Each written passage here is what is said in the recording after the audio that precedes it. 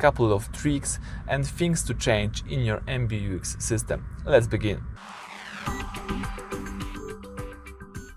So at the very beginning, let's get access to the system settings. All you need to do is, for example, start from the regular screen, swipe to the left a few times until you see the settings.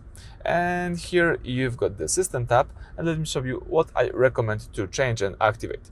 So first of all, of course, let's activate the voice assistant.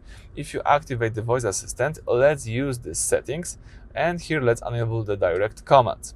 So in this car, you can use the following commands to unmute and mute music without saying the following phrase. So it could be really useful, and it's easier to quickly mute and unmute music just by saying those phrases. Let's go back. Then let's go for the next trick. Let's choose here the Proactivity. I highly recommend to use here range low.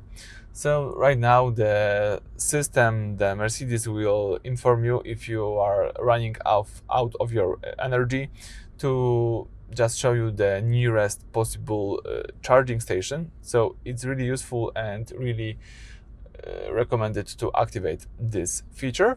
All right, let's go to the next settings. Let's go here for the control elements right here. Choose here the touch control. I recommend to have the fast touch control. It's really better to use the fast touch control sensitivity at fast range, because it will work just faster, smoother.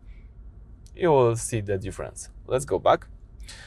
Let's also choose here the data protection, and let's enable the following feature.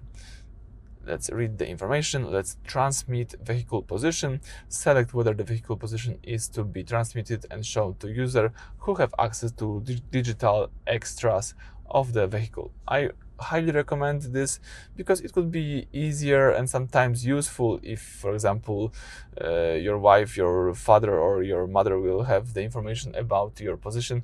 Of course, it depends on you, but in my case, I found this really useful, so I just recommend to have this feature enabled. And let's tap here also the software version.